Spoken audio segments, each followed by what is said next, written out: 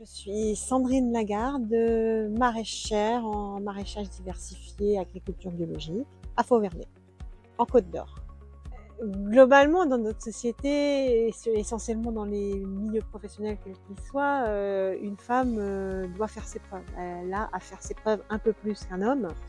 Et ça, pour moi, c'est pas spécifique à l'agriculture. Je l'ai vu dans beaucoup de milieux. On va attendre de voir si une femme, elle y arrive ou pas. Et on va guetter éventuellement le faux pas. Elles ont ce sentiment de devoir faire leurs preuves, pas forcément se mettre en avant, pas forcément demander, pas forcément oser. On a ce pouvoir-là, c'est de se dire que c'est en osant qu'on fait bouger les lignes. Et donc en agriculture, pour moi, c'est comme partout ailleurs. Spontanément, un visiteur va pas forcément penser que c'est moi la patronne s'il y a un homme sur l'exploitation au moment où il va passer. Je l'ai déjà vu à plusieurs reprises. Mon mari qui passe me voir à l'improviste parce que le vendredi soir, il rentre du travail et il s'arrête vers moi. Bah, s'il y a un nouveau client qui arrive, on va d'abord lui parler à lui. Alors souvent, il rigole et il dit non, mais moi, je suis que le stagiaire et il faut s'adresser à la patronne. Ou même, ça m'est déjà arrivé d'avoir un stagiaire homme sur l'exploitation et qu'un représentant arrive et va s'adresser spontanément à mon stagiaire, alors que je suis à côté. C'est pas grave, il faut le prendre avec le sourire et puis prendre le leadership, tout simplement. Un homme fort fera plus de travail qu'une femme.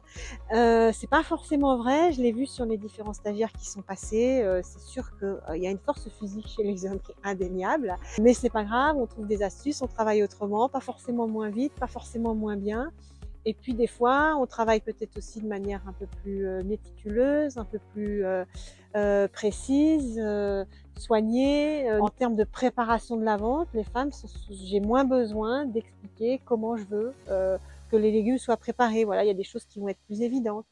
Il y a pas mal de femmes en maraîchage aujourd'hui et visiblement, non, le maraîchage ne fait plus peur du tout aux femmes. Et je pense en plus que c'est peut-être presque plus facile parce que l'accès au foncier, on cherche des parcelles plus petites, donc ça reste très physique, mais c'est totalement accessible aux femmes.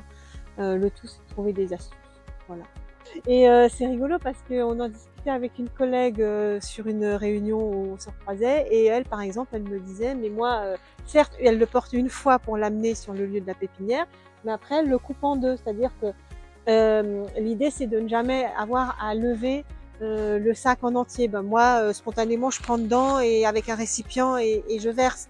Parce qu'effectivement, si je prends le sac et que je dois le soulever et verser, c'est trop lourd. Donc, je m'économise en allant chercher des petites astuces comme ça.